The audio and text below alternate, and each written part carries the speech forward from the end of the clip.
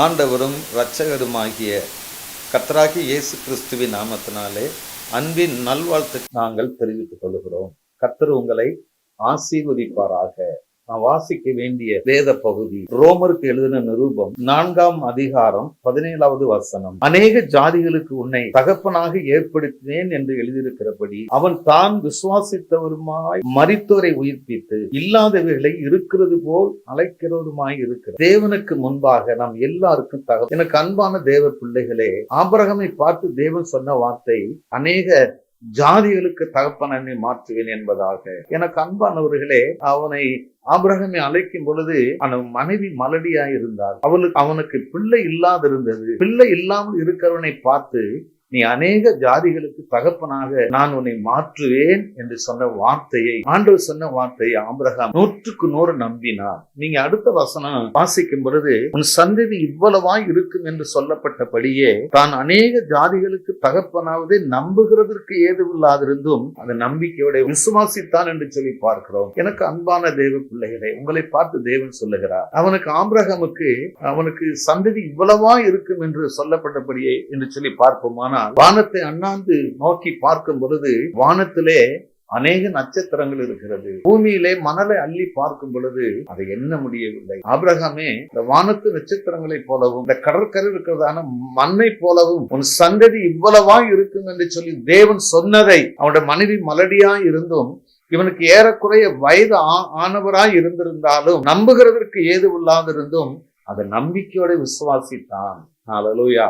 எனக்கு கொடுத்த தரிசனம் 800 கோடி ஜனங்கள் மத்தியில் ஊழியத்தை செய்ய வேண்டும் என்று சொல்லி தேவனோட தரிசனம். எனக்கு 2 கால்களுமே எனக்கு போலியோ அட்டாக்ல முடியாதவனாய் தான் கர்த்தருடைய சபையை நடத்துகிறேன், பணியை செய்கிறேன், தேவ பணியை செய்து கொண்டிருக்கிறேன். ஆனா இந்த நிலைமையை பார்த்து உன்னை அநேக தேசங்களுக்கு 800 கோடி ஜனங்கள் மத்தியில ஊழியத்தை கொண்டு போவேன் என்று சொன்ன வார்த்தை என் வாழ்க்கையிலே நம்புகிறதற்கு ஏதுவில்லாதிருந்தும், ஆபிரகாம் எப்படி நம்புகிறதுக்கு ஏதுவில்லாதிருந்தும் அதை நம்பிக்கையோட விசுவாசித்தானோ அதை போலவே நானும் நம்பிக்கையோடு இருக்கிறேன். கட்டாயம் 3 லட்சம் ஆத்துமாக்களை தேவன் தருவார். 100 ஏக்கர் லேண்டை கொடுத்து அதில் நிறைய ஸ்பிரிச்சுவல் ஆக்டிவிட்டிஸ் நான் செய்ய வேண்டும் என்று நான் நம்பிக்கையோடு இருக்கிறேன். ஆபிரகாமுக்கு நம்பிக்கை இல்லாம இருந்து அது நம்புகிறதுக்கு ஏதுவில்லாதது நம்பிக்கையோடு விசுவாசித்தான் என்று சொல்லி நாம் வாசிக்கிறோம். அதே போலவே இது கேட்டுக்கொண்டிருக்கிற தேவ ஜனமே, தேவனோட பிள்ளைகளே, ஊழியக்காரர்களே, தேவன் சொன்ன வார்த்தையோட வாழ்விலே கட்டாயம் நிறைவேறும். அது நிறைவேறாமல் போகவே போகாது. இன்றைக்கு நிறைவேறாமல் இருக்கலாம்,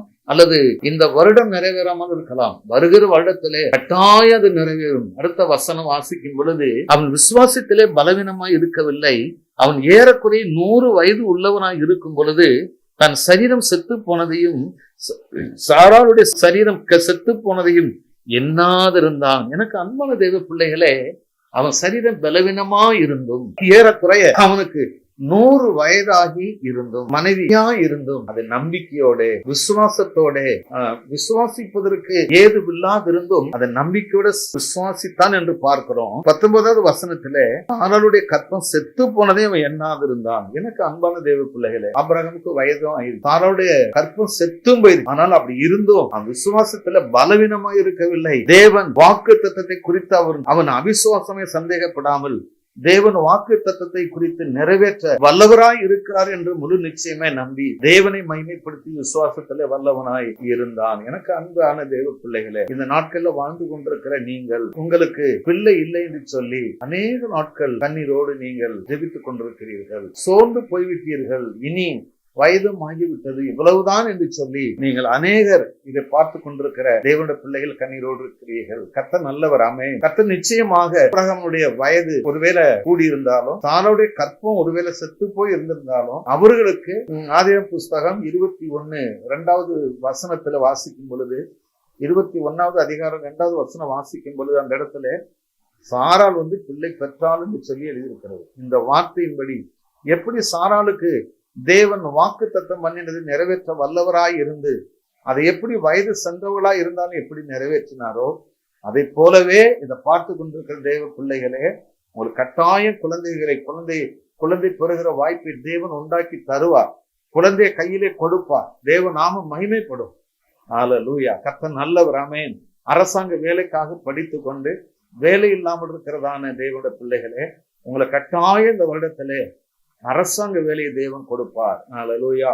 அநேகர் பிள்ளைகள் திருமணம் ஆகாமல் இருக்கிறார்கள். அவர்களுக்கு ஏற்ற ஒரு மணவாளனை மணவாட்டியை தேவன் கட்டாயம் கொடுப்பார்.